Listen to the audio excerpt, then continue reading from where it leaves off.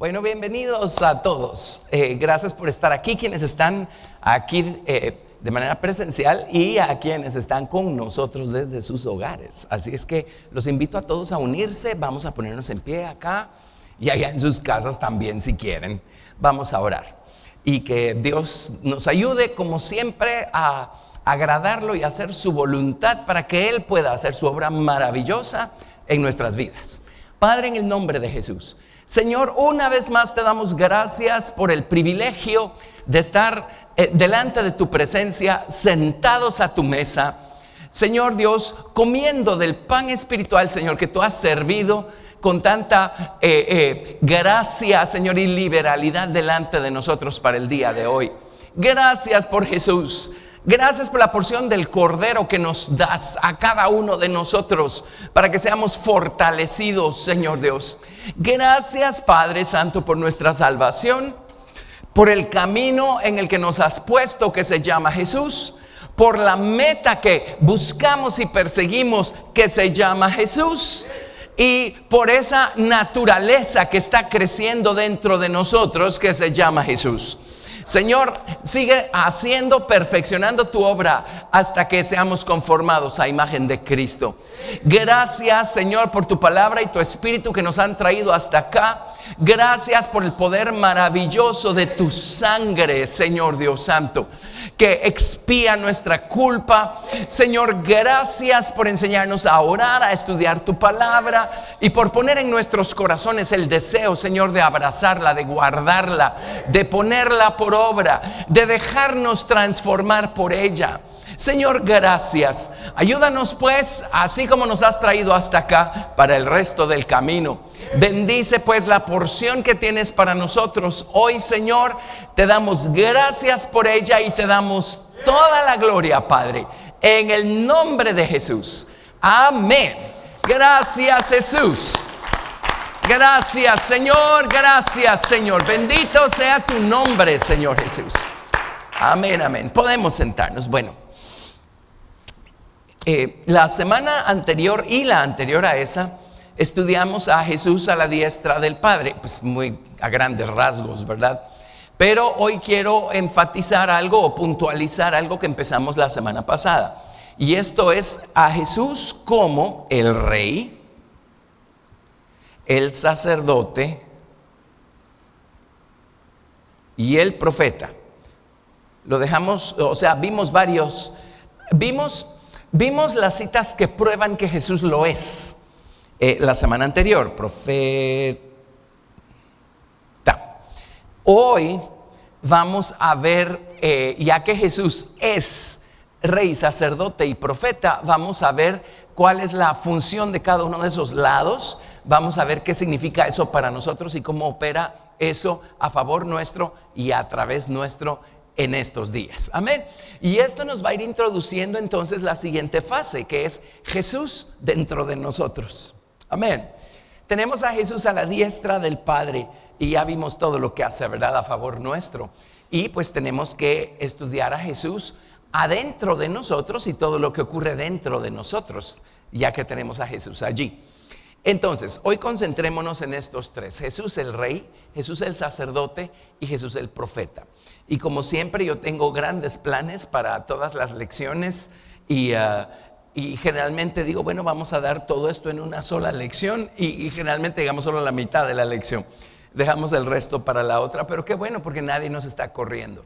Y de lo que se trata es no solamente de aprender, es de saborear, es de tener una experiencia con todo esto, ¿verdad? Amén. Despertar aún más nuestra sed, nuestra hambre, nuestro amor por el Señor. Profundizar aún más nuestras raíces, solidificar aún más nuestros cimientos para poder ser un árbol todavía más frondoso y más fructífero, o, según la analogía que les guste más, esta es mi favorita, o edificar un edificio más alto, más grande, encima de los cimientos. Muy bien. Entonces, vámonos a Apocalipsis capítulo 1 y de paso solo les menciono algo en el versículo 1. Apocalipsis 1:1 y así los sigo dejando todos llenos de anticipación, porque estamos obligados a regresar a hacer un estudio del libro de Apocalipsis. Pues esta vez no va a tomar 4 años, ¿verdad? Pero a grandes rasgos, porque Apocalipsis capítulo 1, verso 1 comienza diciendo la revelación de Jesucristo. Así es que si estamos estudiando a la persona de Jesucristo, sería una falta de nuestra parte no hacer el libro de Apocalipsis. Bueno, pero vámonos al capítulo 1, verso 19. En los primeros versículos de Apocalipsis, pues por supuesto hay una introducción al libro, a la visión que Dios le dio a Juan, pero a partir del verso 9, Juan explica y expone la visión que él tuvo de Jesucristo. Y él a quien vio fue al Rey resucitado.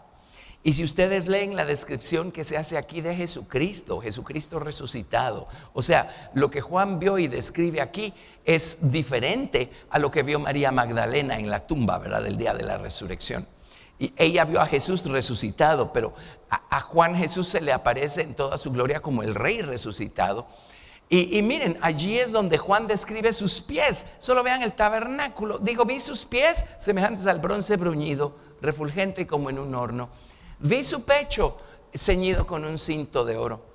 Vi su diestra, había 7 lámparas en su diestra. Vi su rostro, resplandecía como el sol en toda su gloria. Vi su boca, de ahí salía una espada aguda de 2 filos. Díganme si no, Jesucristo es el tabernáculo viviente, pues, ¿verdad? Ok, pero después de esa visión, en el verso 19, él recibe una instrucción muy precisa. Dice, escribe las cosas que has visto, y las que son, y las que han de ser después de estas. Es muy claro, no hay pierde, eso le da la estructura general grande al libro de Apocalipsis. 3 momentos o lados aquí. Número 1, escribe las cosas que has visto. Las cosas que él vio son las que él describe en el capítulo 1, verso 1 hasta el verso 19. Él vio a Jesucristo resucitado. Luego dice, escribe las cosas que son. Y allí entra el mensaje a las 7 iglesias. De hecho, cuando este mensaje fue escrito, esas iglesias ahí estaban, pues eran iglesias literales, ¿verdad? Con situaciones literales y cada una tenía a su pastor. Cuando dice escribe al ángel de cada una de esas iglesias, lo más probable es que está hablándole al mensajero que había en cada una de esas iglesias, o al pastor, ¿verdad? Bueno, y luego dice, escribe las que han de ser después de estas. Una vez termina todo el mensaje a las 7 iglesias, a partir de allí todo lo demás es tiempo futuro. Y esto lo ayuda a uno a ubicarse, porque eso significa que, por ejemplo, a la altura del capítulo 12, donde aparece esa mujer vestida del sol con la gloria de la luna en sus pies y con una corona de 2 estrellas, y está con dolores de alumbramiento y da a luz al hijo varón que es arrebatado para Dios y para su trono. Ni es la Virgen María ni es Jesús de quien están hablando ahí, porque ya a partir de como el capítulo 4 o 5, después del mensaje de las 7 iglesias, todo lo demás son las cosas que serán después. Y cuando Juan escribió esto, pues ya María había dado a luz a Jesús hacía como 90 años, pues. No tanto, tal vez como 90 años, a lo mejor un poquito más. Y ya Jesús había subido al cielo hacía como 60 años. Y 60 años después fue que Juan escribió el Apocalipsis. Amén. Pero las cosas que son el mensaje a las 7 iglesias. Y pues no vamos a regresar a todo esto, porque pues ahí sí hay estudios y estudios y estudios del mensaje a las 7 iglesias, diferentes perspectivas, diferentes ángulos. Pero solo recordemos algo. Vámonos, por ejemplo, al mensaje a la primera iglesia. Apocalipsis 2, verso 1. Apocalipsis 2, verso 1. Escribe al ángel de la iglesia en Éfeso. Ahora, miren pues, este es el patrón que sigue el mensaje a todas las 7 iglesias. Número 1, y se los voy a poner acá en mi rótulo que puse. Número 1, viene el Señor y revela alguna de tantas facetas que lo hacen a Él ser el Rey que Él es. Y viene y se revela a sí mismo y enfatiza un lado particular de su persona, ¿verdad? De su poder, de su naturaleza real, de su naturaleza regia. Y viene y dice: el que tiene las 7 estrellas en su diestra, el que anda en medio de los 7 candeleros de oro. Así es como se presenta a Éfeso. Por ejemplo, a Esmirna en el versículo 8. Se presenta como el primero y el postrero, el que estuvo muerto y vivió. A Pérgamo en el verso 12 se presenta como el que tiene la espada aguda de 2 filos. A Tiatira en el verso 18 se presenta como el Hijo de Dios, el que tiene ojos como llama de fuego y pies semejantes al bronce bruñido. Y a la iglesia de Sardis, capítulo 3, verso 1, él se presenta como el que tiene los 7 espíritus de Dios y las 7 estrellas. A la iglesia de Filadelfia, en el capítulo 3, verso 7, él se presenta como el santo y verdadero, el que tiene la llave de David, el que abre y ninguno cierra, y cierra y ninguno abre. Y en el verso 14, a la iglesia de la Odisea, él se presenta como el amén, el testigo fiel y verdadero, el principio de la creación de Dios. Así es que cuando él viene y le habla a estas 7 iglesias, la primera cosa que ocurre es que él viene y se manifiesta como el rey resucitado. Y por supuesto que el ángulo o la revelación de sí mismo que él le da a cada una de esas iglesias tiene que ver con el mensaje, ¿verdad? Y con su voluntad para cada una de esas iglesias. Pero primero viene como rey, y es lo primero que tenemos que entender a Jesucristo en su naturaleza real, en su naturaleza regia. Ya eso nos pone en perspectiva, porque muchas veces, y cuando empezamos nuestro camino en Cristo, estaba esa tendencia a pensar que el Señor nos había salvado para que ahora nosotros nos podamos servir de Él, ¿verdad? Y mucha gente lamentablemente no se gradúa de esa fase y creen que el resto de la vida cristiana significa echar mano del Señor y de sus beneficios cada vez que yo lo necesito, y Él existe para servirme a mí. Por eso es tan importante entender a Jesucristo como el Rey. Cuando lo entendemos así, entonces el Señor nos va a curar de ese síndrome rapidito, y no vamos a tener dificultad en entender que nosotros existimos para servirlo a Él. Amén. Bueno, pero miren, ahora regresemos a Éfeso, que es pues nuestro ejemplo. Una vez Jesús se presenta como Rey, entonces viene y se presenta como sacerdote. Y hace un dictamen, hace un análisis del estado de la ofrenda que están ellos presentándole al Señor, o del estado de los, entre comillas, sacerdotes que están trayéndole al Señor ofrendas. Vamos a ver cómo están. Hace un análisis del estado de toda la situación, del estado de las personas, del estado de la iglesia. Ahora, esto es tremendo, porque quiere decir que al Señor no solo le interesa el estado de los individuos, le interesa el estado también de las congregaciones enteras, ¿verdad? Entonces Él viene como sacerdote. Y aquí pues ya saben, por ejemplo, a Éfeso le dice: yo conozco tus obras y tu arduo trabajo y paciencia, y que no puedes soportar a los malos, etc. Él viene y encuentra cosas buenas, las menciona y los alaba por las cosas buenas. Pero luego pues naturalmente también encuentra cosas malas, y viene y los reprende por las cosas malas. Verso 4: pero tengo contra ti que has dejado tu primer amor, ¿verdad?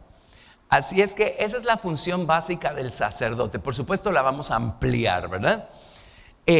Pero una vez, después de revelarse como rey y después de venir como sacerdote a dictaminar el estado espiritual y moral de cada una de estas iglesias, número 3, entonces viene el ministerio del profeta, o viene Jesús como profeta y les dice, por ejemplo, a Éfeso, versículo 5, Apocalipsis 2:5: recuerda por tanto de dónde has caído y arrepiéntete y haz las primeras obras, pues si no, vendré pronto a ti y quitaré tu candelero de su lugar si no te hubieras arrepentido, ¿verdad? Y por supuesto parte del ministerio del profeta es, por ejemplo, el verso 7, en donde dice: el que tiene oído oiga lo que el Espíritu dice a las iglesias. Al que venciere, le daré a comer del árbol de la vida, el cual está en medio del paraíso de Dios. Así es que este mismo principio, este mismo orden es el que vemos en el mensaje a las 7 iglesias. Eso tiene que decirnos algo.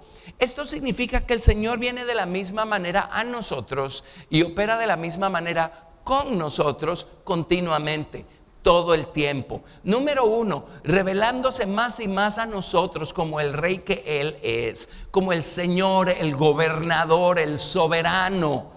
¿Sí? La palabra Señor me gusta, en algunos de los diccionarios la definen como el supremo, ¿cómo es? El soberano decididor. Supremo gobernador y soberano decididor. No sé si es buen castellano, pero en algunos de los diccionarios así lo ponen. El soberano decididor, o sea, Él es el que decide, Él es el que manda, Él es el Señor. Se hace su voluntad, no la nuestra. Amén. Entonces, qué hermoso es ir creciendo en el conocimiento y en nuestra experiencia con el Rey resucitado. Pero luego el Señor va a venir en ciertas épocas de la vida, va a venir como sacerdote y va a decir, oye, eso no lo debiste haber hecho, aquello no estuvo bien, ok, has vivido actuando así toda la vida y llegó el momento en donde esto se tiene que ir. Y el sacerdote fielmente dictamina la realidad de nuestro estado en el momento en el que el sacerdote venga. Y si tenemos oídos para oír, vamos a oír detrás del dictamen el mensaje del profeta. Si haces caso, si haces esto a un lado, si cambias esto, vas a seguir adelante. Yo voy a poder usarte a ti con total confianza, pero pues si esto que te estoy pidiendo ahorita no lo dejas atrás, no lo haces a un lado o no cambia, entonces todo aquello que yo hubiera querido para ti pues no va a ser posible, ¿verdad? Ustedes saben que uno no va a construir un cimiento de este tamaño y a poner un edificio de 120 pisos encima, ¿verdad? ¿Qué vamos a hacer con el cimiento? Lo vamos a destruir, lo vamos a pulverizar. Dios es inteligente, Él no nos confía cosas si ve que todavía hay otras cosas que hay que arreglar primero. Amén. Entonces, es así como Dios opera en nosotros, así y más. Así es que si les parece, habiendo dicho eso y habiendo dejado introducido el tema, vayámonos uno por uno. Y empecemos con el Rey. 1. Y si solo nos da tiempo de hacer el Rey hoy, pues estará bien, haremos al sacerdote y al profeta la próxima semana, Dios mediante. Así es que hagamos un pequeño análisis de Jesucristo como el Rey. Y por supuesto aquí es donde está la pugna entre nuestro nuevo hombre y la mente de Cristo que está allí, y nuestro viejo hombre y nuestra mente carnal. Porque cuando Jesús llega al corazón, se encuentra con que el trono está ocupado. Hay un individuo ahí que se llama yo, se llama ego. Y él, cuando llega a nuestra vida, se encuentra con que todos padecemos del mismo síndrome del pequeño diosecito. Yo mando, se va a hacer lo que yo digo, ¿sí? Todos tienen que rendirme pleitesía a mí. Y algunos llegan al grado de pensar que el mundo entero gira alrededor de ellos. O sea, todo el mundo se les debe. El mundo entero tiene una deuda con ellos, ¿sí? Y todos los seres humanos padecemos de ese síndrome. Se lo debemos a la serpiente allá en el jardín del Edén. Y al primer Adán que nos hizo el gran favor, ¿verdad? Amén. Entonces ahí es donde empieza la pugna, porque Él quiere establecer su señorío, su soberanía en nuestra vida. Y de hecho, una vez llega a nuestro corazón, Él va a empezar a edificar su trono, va a empezar a tomar terreno, pero tarde o temprano va a tener que entrar en batalla con el resto de nosotros y con nuestro síndrome del pequeño diosecito. Y de repente antes todo nos salía como nosotros queríamos. Y un día, ¡pum!, las cosas dejan de empezar a salir como yo quiero, como yo digo y como yo sé. Entonces empezamos a inquietarnos, ¿verdad? Y empezamos a incomodarnos. Pero ¿qué es esto? Es el Señor tratando de darnos una lección. Es que Dios ya no quiere que a mí me salgan bien las cosas. ¿No es cierto? Vayámonos a la historia de Job. Dios no estaba buscando destruir a Job. Dios no estaba buscando empobrecerlo solo porque estaba jugando juegos con Job. Al contrario, en los planes de Dios estaba el darle a Job el doble de todo lo que Job tenía. Pero ese pequeño diosecito todavía estaba operando allí. Ese reino todavía estaba allí. Y el Señor tenía que tomar por asalto ese reino de la carne para establecer su reino a esos niveles tan profundos de la voluntad de Job. Cuando estudiamos Job hice el comentario porque uno piensa que la historia de Job, o sea, el tiempo que transcurrió en la historia de Job fue como de años, fue como, yo no sé qué idea tenían ustedes cuando leían Job, pero yo me hacía la imagen como que el pobre Job estuvo unos 15 años en ese estado. Hasta que una vez leí que los historiadores calculan que más o menos duró como 8 o 9 meses. Sí, así es que bueno, el hecho es que durará lo que sea necesario, ¿verdad? Y dependerá de dos cosas. Uno, pues la presión que Dios elija usar con nosotros. Y dos, cuánto vamos a colaborar. Ahí es donde empieza la pugna, ¿verdad? Pero Él es el rey, así es que Él es el rey, Él está sentado a la diestra de la majestad del Padre, Él es el rey a la diestra del Padre, pero ese mismo rey que está a la diestra del Padre viene a nuestro corazón para convertirse en rey aquí adentro. Amén.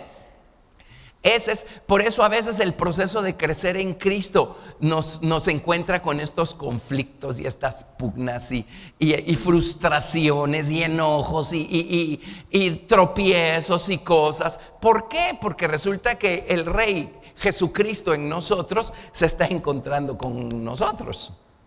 Y pues ni modo, al final de cuentas ese forcejeo lo va a ganar el Señor. Nada más que de nosotros depende de si va a doler más o no va a doler tanto, ¿verdad? Y de cuánto tiempo va a dilatar. Pero qué hermoso es esto, ¿verdad? Que es emocionante. Ok, gracias por su entusiasmo. Vámonos a 1 Timoteo 1:17. Esta cita no podía dejar de dárselas. De hecho, cuando empezamos como cristianos en la iglesia donde comenzamos, cantábamos esto. Era uno de nuestros coritos. 1 Timoteo, capítulo 1, verso 17. Estas palabras son preciosas. ¿Lo tienen? Miren esto, qué hermoso. Por tanto, al Rey de los siglos, o eterno, en otras Biblias dice al Rey eterno, inmortal, invisible, al único y sabio Dios, sea honor y gloria por los siglos de los siglos. Amén. Eso acaba con todos los argumentos. Él es el Rey y es el único que es eterno, inmortal, invisible. Él es el Señor. Amén. Bueno, en la antigüedad tenemos historias de un montón de reyes. Ay, miren, no me acordé a tiempo de recordarles cuántos reyes tuvo el reino del sur o Judá y Benjamín y cuántos reyes tuvo el reino del norte. En su momento hicimos a todos los reyes. Hemos estudiado de todo aquí a lo largo de los años. Pero bueno, en fin, el hecho es que ellos quedan como un ejemplo de lo que los reyes están supuestos a hacer y a hacer. Número uno, para ayudarnos a entender cuál es el ministerio de Jesucristo como rey en términos generales y cuál es el ministerio de Jesucristo como rey aquí adentro. Y número dos, para ayudarnos a nosotros a entender cómo se conduce un rey, que es aquello en lo que Jesús nos convierte o nos desea convertir. Pues lo somos, nada más que a veces no actuamos como lo que somos, ¿sí? Cuando Él llega a nuestro corazón. Varias veces dice la Biblia que el Señor nos ha hecho reyes y sacerdotes, ¿verdad? Para Dios su Padre, ¿ok? Entonces, bueno, los reyes. Ahora, Él no nos pide ser reyes sin haber llegado Él primero a nuestro corazón y Él, el rey, vivir su vida a través de nosotros. Lo mismo va con el sacerdote, lo mismo va con el profeta. Si nos vamos un poquito a la historia, cuando conquistaron la tierra de Canaán, pues fue Josué el que conquistó la tierra. Él no tenía el título de rey, sacerdote o profeta, aunque en un sentido lo era. Pero ok, termina Josué y empieza la época de los jueces. La idea de los jueces es que ellos gobernaran, y Dios les había dado a la figura de un sumo sacerdote con el testimonio del Espíritu y la palabra, el Urim y el Tumim, para que a través de ese testimonio ellos gobernaran y juzgaran y dictaminaran cualquier asunto en Israel.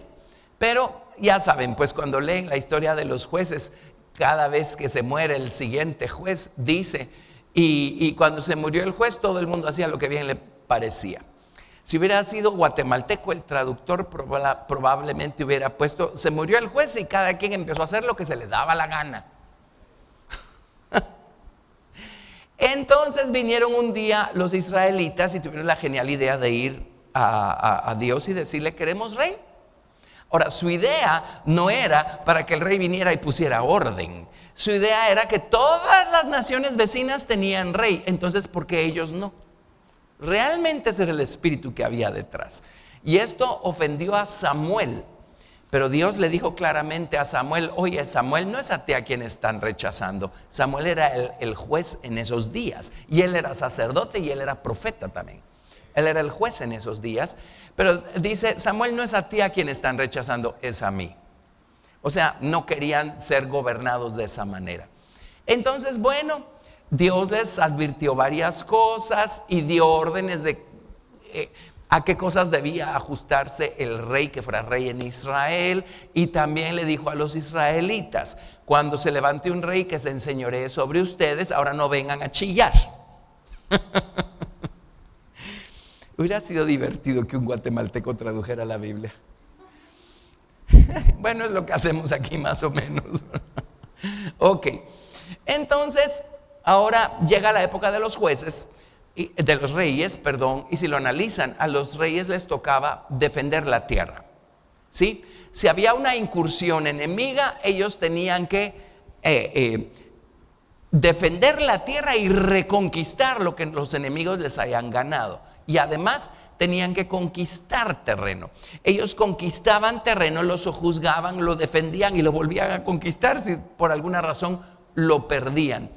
Eso es en esencia el trabajo de los reyes. Ellos eran los que iban a la cabeza de sus ejércitos, ellos eran los que planificaban las estrategias de guerra. Eso es un rey. Ahora, enfoquémonos en Jesús. Eso es lo que Jesús hace a la diestra del Padre, ayudándonos desde afuera. Y eso es lo que Jesús hace operando desde dentro en nuestros corazones. Amén. Tomando posesión de esta tierra de aquí adentro.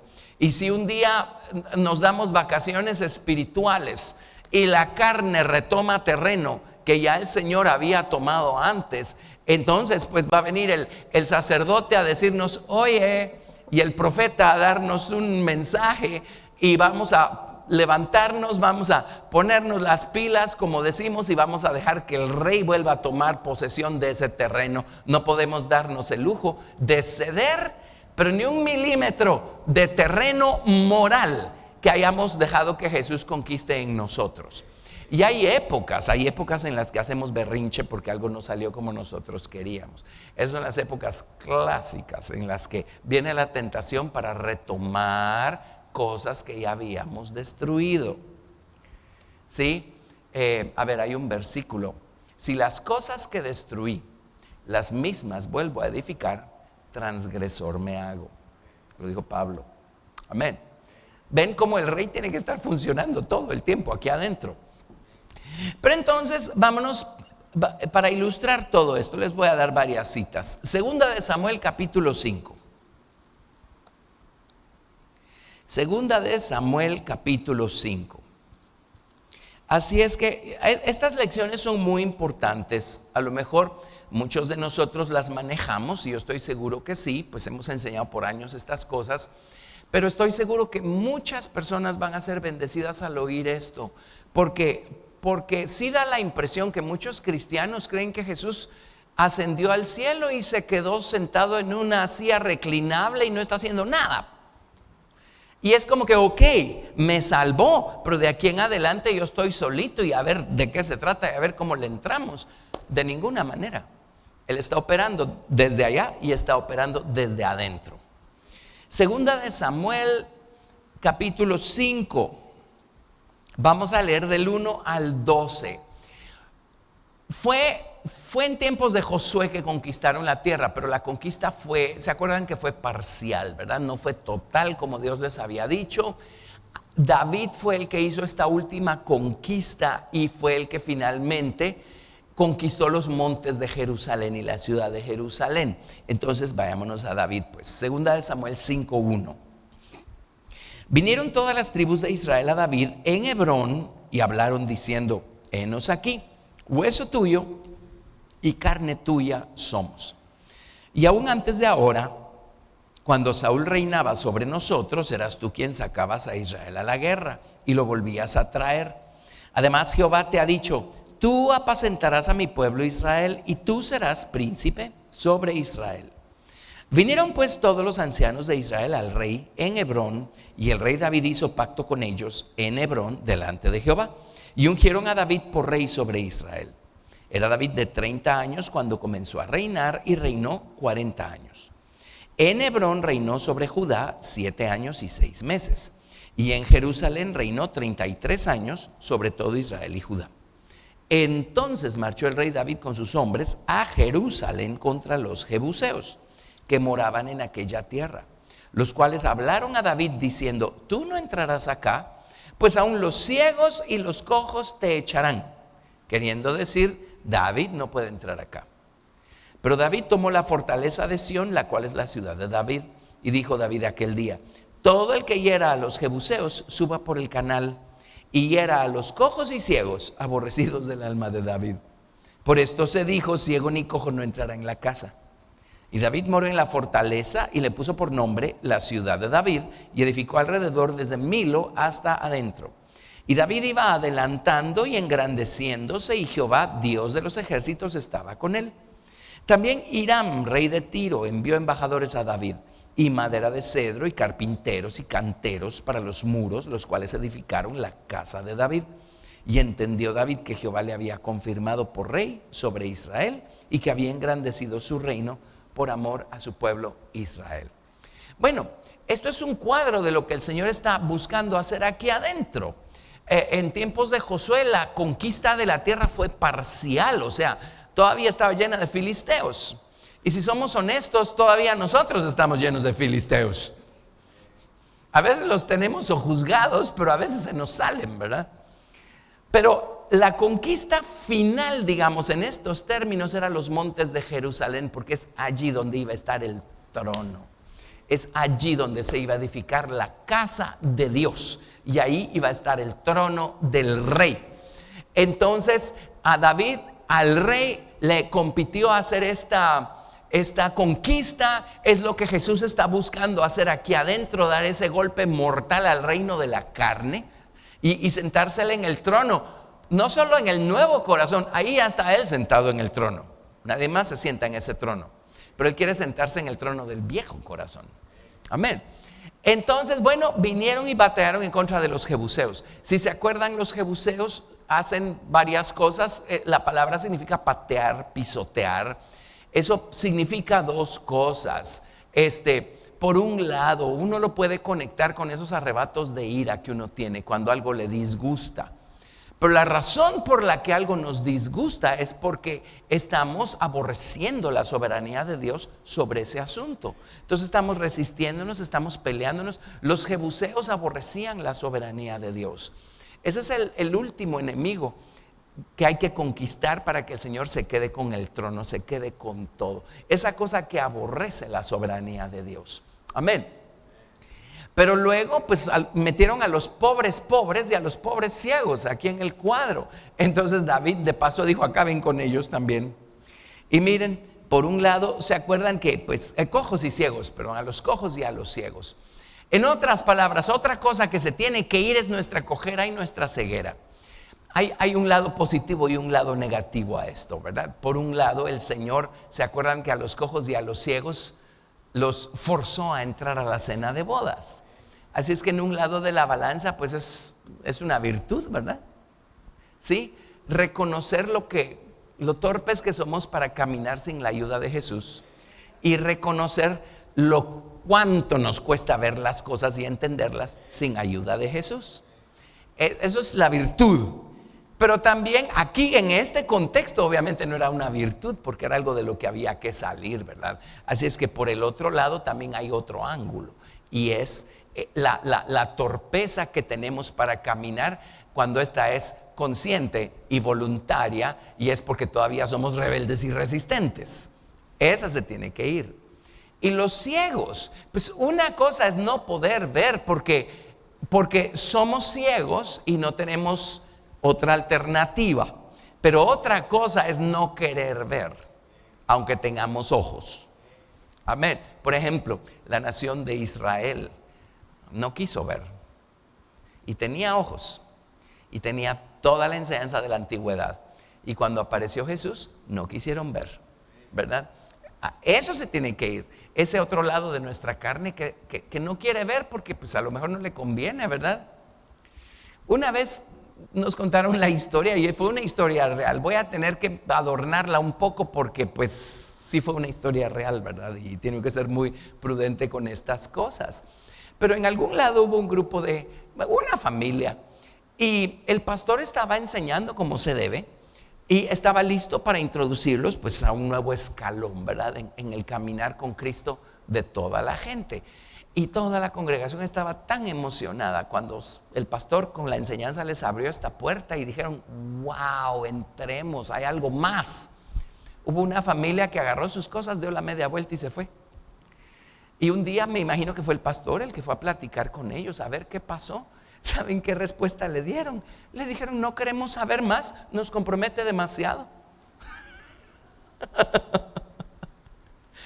Bueno, hablemos de ceguera voluntaria, ¿verdad? Ceguera voluntaria. Y no se fueron sin saber que había algo más, pero simplemente no querían, ¿verdad? Sí, fue un caso real, pero no digo más detalles, ¿verdad? No fue algo que pasó aquí, pero fue algo que pasó y me contaron. Bueno, en fin, el hecho pues es que el rey viene y conquista terreno. Esa es la lucha que va a haber siempre entre nuestro nuevo hombre, donde está el rey, y nuestro viejo hombre, donde está este rey necio y feo. En Eclesiastés dice: el rey necio y viejo, que no admite consejos. Ok. Bueno, pero miren pues, vámonos a Miqueas 7:19. Miqueas 7:19. La cosa es que si Jesús en nosotros no conquista y sojuzga el resto de nosotros, nuestra naturaleza carnal, el peligro está en que va a ser nuestra naturaleza carnal la que va a sojuzgar a nuestro hombre espiritual. ¿Lo ven? O sea, no hay tregua. No hay tregua. O Jesús conquista nuestra naturaleza carnal, o nuestra naturaleza carnal mantiene eso juzgado, pequeño, empobrecido, limitado a nuestro hombre espiritual. Amén. Pero miren lo que dice Miqueas, y esto es lo que Jesús vino a hacer a nuestro corazón. Miqueas capítulo 7, verso 19. Bueno, leamos desde el 18. Dice: ¿qué Dios como tú que perdona la maldad y olvida el pecado del remanente de su heredad? No retuvo para siempre su enojo, porque se deleita en misericordia. Él volverá a tener misericordia de nosotros, sepultará nuestras iniquidades y echará en lo profundo del mar todos nuestros pecados. Ahora, la palabra sepultar aquí realmente está mal traducida. La palabra hebrea significa sojuzgar y es muy diferente. Y así está en otras Biblias, en la King James así está, dice: sojuzgará nuestras iniquidades. Y es el mismo término que se utiliza, por ejemplo, en relación a Josué, cuando Dios le dice: sojuzga la tierra, conquista y sojúzgala. Es lo que Dios le pidió al hombre hacer allá en el jardín del Edén. Tienes que sojuzgar la tierra. Amén. Sojuzgar. El hombre falló, nosotros solos no podemos. Pues si no podemos sojuzgarla de aquí adentro, ¿a qué horas? ¿A quién se le ocurre que va a poder sojuzgarla de ahí afuera? Trate de hacer que alguien más haga lo que usted quiere, a ver si lo logra. Y que lo haga con placer y deleite y con una sonrisa. Imposible, ¿sí? Pero Jesús viene a nuestro corazón para sojuzgar estas iniquidades de aquí adentro, esta tierra de aquí adentro. Y les cuento algo, esa es la dispensación en la que nos encontramos hoy, la dispensación del Nuevo Testamento. Pero una vez termina esta dispensación, créanme, el Señor Jesucristo va a sojuzgar la iniquidad de todos los hombres, punto y final. Él va a ganar la batalla y Él va a sojuzgar la tierra y Él va a reinar sobre toda esta tierra. Pero ahorita Él está buscando reinar aquí adentro. Si lo dejamos, vamos a tener el privilegio de reinar juntamente con Él cuando Él venga a reinar este mundo. Es un grave error pensar que hoy le toca a la iglesia cristiana conquistar el mundo. Y hay doctrinas, hay corrientes muy fuertes, el amilenialismo, el postmilenialismo, están más metidas en las iglesias cristianas de lo que ustedes se imaginan. Y el cuento es que el cristiano existe para gobernar y para sojuzgar y para reinar hoy sobre este mundo, pues el de allá afuera. Y realmente el propósito, el principio y el momento en el que nos encontramos ahorita dentro del plan de Dios no es sojuzgar allá afuera. Si de paso Dios levanta un Daniel o algo así, pues por supuesto que Dios lo hace. Pero en términos generales ahorita esta dispensación es para dejar que Jesús sojuzgue aquí adentro. Amén. Ok, bueno, miren cómo opera esto. Primera de Corintios 6, verso 12. Primera de Corintios 6, verso 12.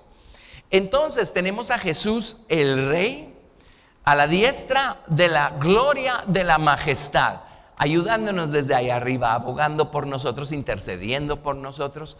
Pero tenemos a Jesús adentro también. El Rey está adentro. ¿Y qué está haciendo el Rey resucitado dentro de nosotros? Está creciendo, fortaleciéndose, ojalá, mientras nosotros se lo permitamos, y está buscando sojuzgar nuestras actitudes, nuestros pensamientos y sentimientos y acciones carnales que son generados por nuestro viejo corazón.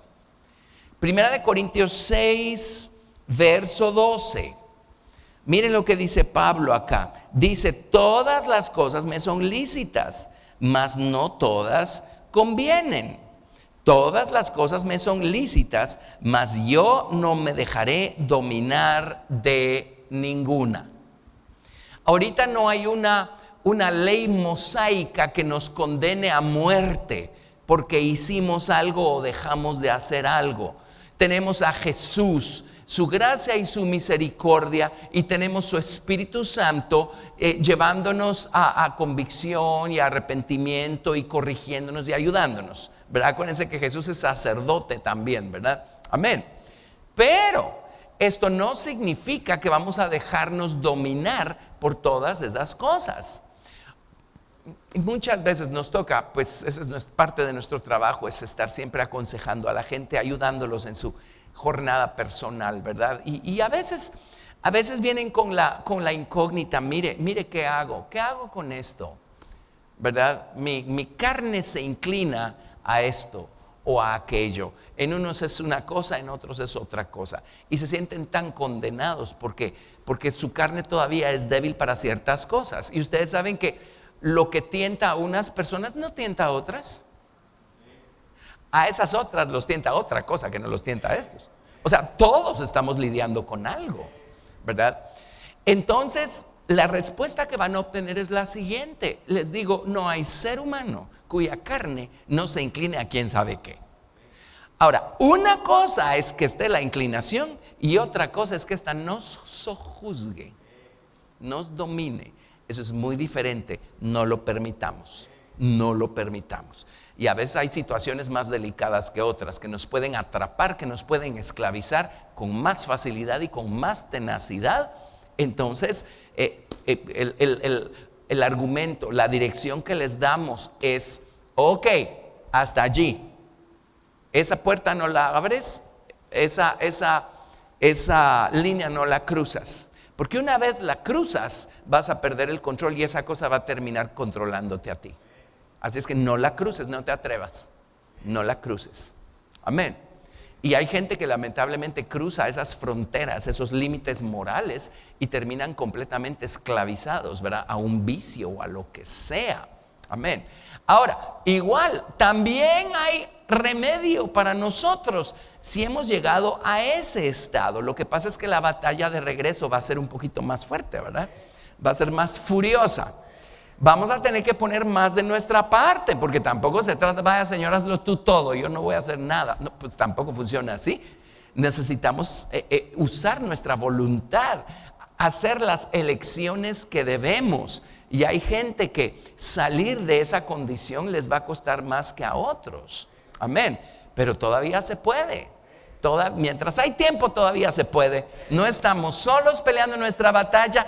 Jesús está con nosotros y en nosotros. Ok, entonces yo no me voy a dejar dominar por esas cosas, dice, porque entiendo muy bien que o yo las domino o estas me dominan a mí. Amén. Bueno, y tenemos al Rey resucitado adentro. O sea, tenemos toda la ayuda que necesitamos para que esa cosa no nos domine. Bueno, 1 Corintios 9:24 al 27. ¿No sabéis que los que corren en el estadio, todos a la verdad corren, pero uno solo se lleva el premio? Corred de tal manera que lo obtengáis. Todo aquel que lucha, de todo se abstiene. Ellos a la verdad para recibir una corona corruptible, pero nosotros una incorruptible. Así que yo de esta manera corro, no como a la aventura. De esta manera peleo, no como quien golpea al aire, sino que golpeo mi cuerpo y lo pongo en servidumbre. Y obviamente no está hablando solo del músculo y de la sangre, ¿verdad? Dice, lo pongo en servidumbre, porque o yo lo pongo a él en servidumbre, o este me va a poner a mí en servidumbre. Dice, no sea que habiendo sido heraldo para otros, yo mismo venga a ser eliminado, o reprobado, o desechado. Es un forcejeo continuo entre el reino de Dios en nosotros y el reino de la carne. Pero tenemos al Rey resucitado en nosotros. Una cosa en la que más debemos ocuparnos es en nuestra relación con Dios y en dejar que Cristo vaya creciendo en nosotros. Y esto se logra simplemente manteniendo viva nuestra relación continua, constante, diaria con el Señor. Buscando no solo oír la palabra, sino retener la palabra, aprender, ser edificados, obtener la sabiduría que ésta nos da, la inteligencia que ésta nos da y ponerla por obra, practicarla, traerla al escenario cuando estamos en alguna situación. Amén. Eso es lo que va haciendo que Cristo, nuestro nuevo hombre, vaya creciendo en nosotros, sumado pues a una vida consistente de oración, ¿verdad? De búsqueda, de adoración. Entonces, al final de cuentas, nuestra ocupación más importante es velar porque nuestro hombre espiritual siga creciendo y siga fortaleciéndose. Tarde o temprano nuestro hombre espiritual llega a ser más fuerte que nuestro hombre carnal. Amén. Pero la pugna siempre va a estar allí. O sea, o nosotros dominamos nuestra naturaleza carnal o nuestro nuevo hombre en Cristo en nosotros domina nuestra naturaleza carnal, o nuestra naturaleza carnal va a dominar a nuestro nuevo hombre. Y entonces pues no vamos a estar creciendo espiritualmente y vamos a seguir en un círculo vicioso del que no hemos podido salir, ¿verdad? Bueno, otra cita de estas importantes, Romanos capítulo 6,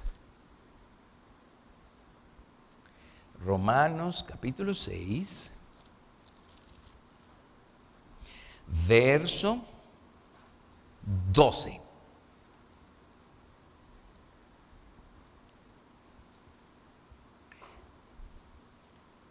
Romanos 6:12.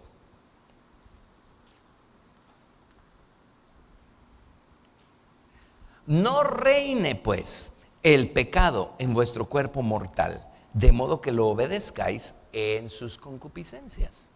No reine significa no dejen que gobierne, no dejen que los controle.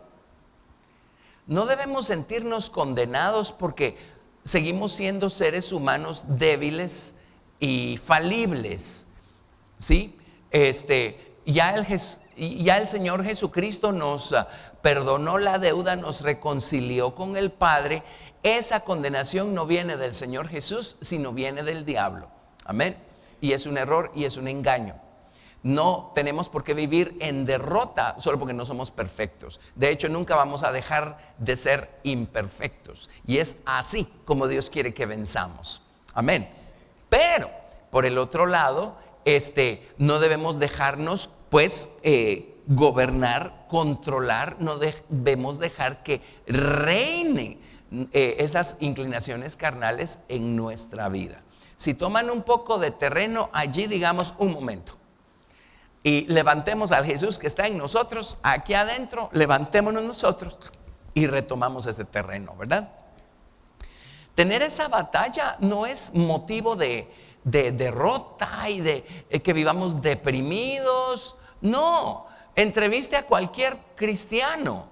No hay quien no tenga una batalla en el grado que sea de esta naturaleza. Pero la cosa es, no nos dejemos derrotar, no nos dejemos gobernar por la carne. Ok. Vámonos al Salmo 19, verso 13.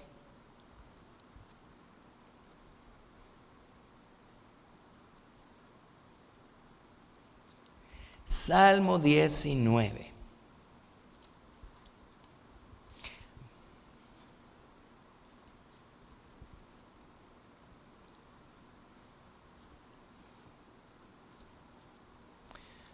Bueno, a lo mejor debiéramos leer desde el 12, ¿verdad? Salmo 19, versos 12 y 13 dice: ¿quién podrá entender sus propios errores? Líbrame de los que me son ocultos. Ahora, este versículo prueba la existencia de todo un mundo que hay dentro de nosotros del que no tenemos conciencia. ¿Ok? Pero verso 13 dice: preserva también a tu siervo de las soberbias, que no se enseñoreen de mí. No dejemos que el orgullo, que la arrogancia nos gobiernen, reinen, se enseñoreen de nosotros, nos hagan decir lo que no debimos, pensar lo que no debimos, actuar como no debimos. Amén. No dejemos que la soberbia se enseñoree de nosotros. Entonces seré íntegro y estaré limpio de gran rebelión. ¿Ven? Ese es el ministerio del rey. Aquí no solo Jesús nos ayuda desde allá arriba, intercediendo por nosotros, etcétera. Jesús está aquí adentro y desde adentro Él nos ayuda a reinar y a gobernar. Pero por supuesto el rey Jesús en nosotros tiene que crecer y madurar para poder prevalecer sobre el reino de la carne y las inclinaciones de la carne, ¿verdad? Y Salmo 119. Para que no se nos olvide el Salmo 119.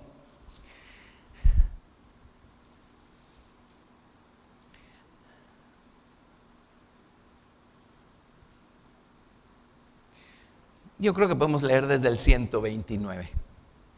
Salmo 119, 129.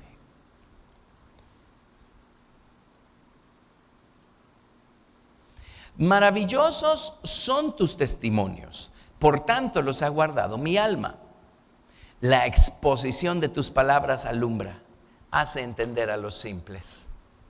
Hay simples, hay buen simple y mal simple. En Proverbios reprenden a los mal simples, pero aquí están exaltando a los buenos simples, los que dicen: Señor, yo solito no voy a entender, ayúdame tú a entender, ¿verdad? Mi boca abrí y suspiré porque deseaba tus mandamientos. Mírame y ten misericordia de mí, como acostumbras con los que aman tu nombre. Ordena mis pasos con tu palabra, y ninguna iniquidad se enseñoree de mí. No está diciendo gracias a Dios porque te conozco, no tengo ninguna iniquidad. No, no es cierto, estamos llenos de iniquidad. ¿Qué es iniquidad? Es inmoralidad, ¿qué otra cosa? Pero dice, Señor, que estas no se enseñoreen de mí.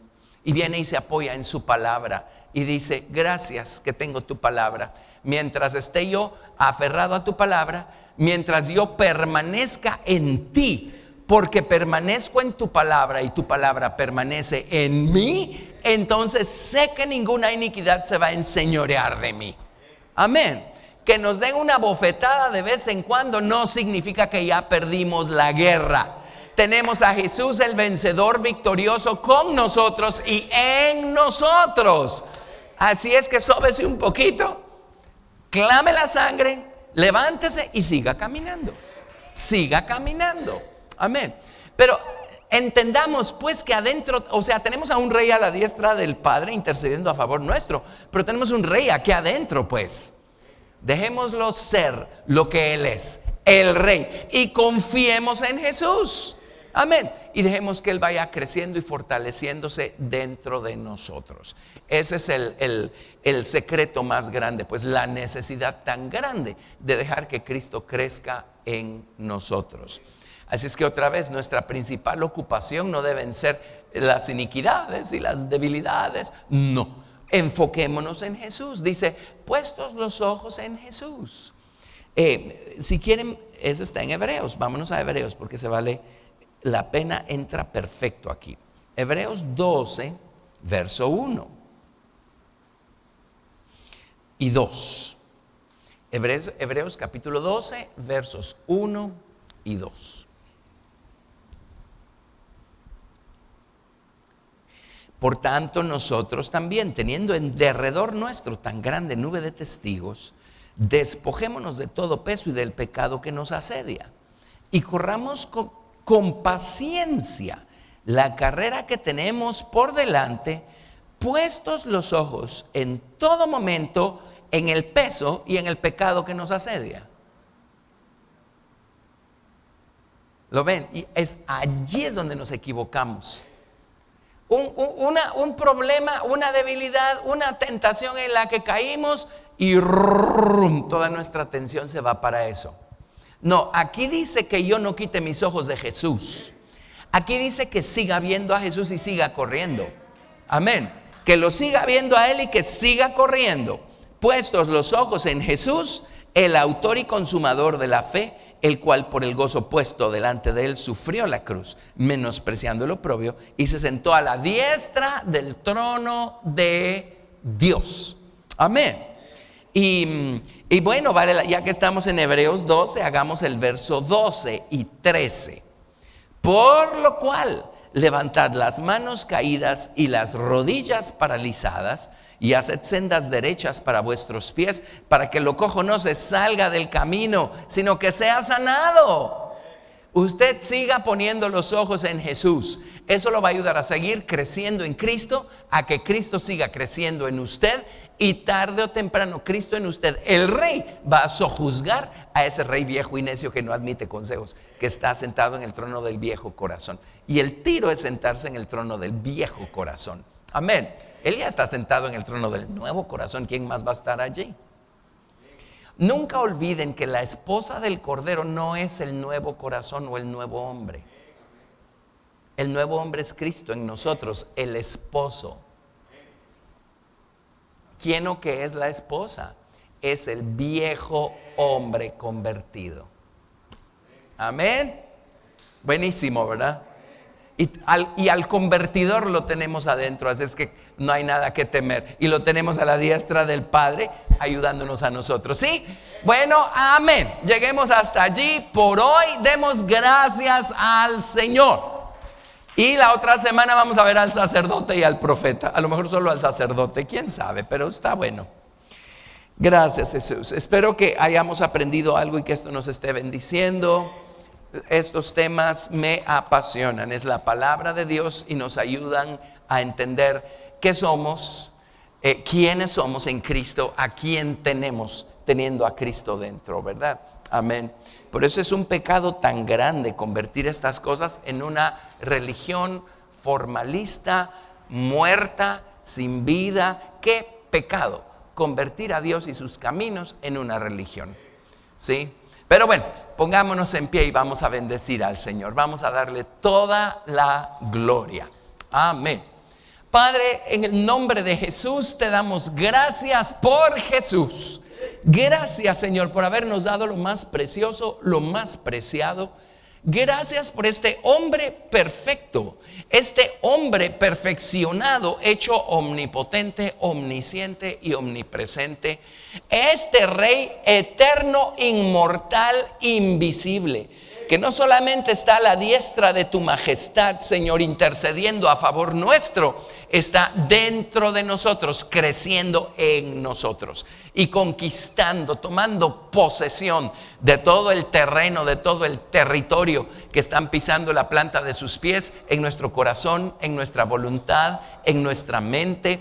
Señor Jesús, ayúdanos a mantenernos enfocados en ti y solo en ti, a verte a ti, a no quitar la mirada de ti, no importa qué. Señor Jesús, a seguir caminando, a seguir en el camino, a seguir edificando nuestra relación contigo, para que tú puedas seguir creciendo y fortaleciéndote en nosotros y tú puedas tomar cada vez más terreno, tú en nosotros sojuzgar nuestra naturaleza carnal y tú tomar por asalto la ciudad del orgullo y sentarte en el trono de nuestro viejo corazón. Señor Jesús, gracias por la obra asombrosa, maravillosa que has hecho y que sigues haciendo en nuestros corazones, y por tu promesa de que aquel que en nosotros comenzó la buena obra, Él la perfeccionará para el día de Jesucristo. Señor, te amamos, amamos tu palabra, amamos tu espíritu, amamos tus caminos, amamos tu sabiduría, amamos lo que haces, cómo lo haces. Señor, te amamos, te adoramos, te damos toda la gloria y te damos gracias por este día y lo que hemos recibido. En el nombre de Jesús. Amén. Gracias, Jesús, bendito Señor. Gracias, gracias, te damos toda la gloria, Señor Jesús. Amén, amén. Dios los bendiga y hasta el próximo estudio.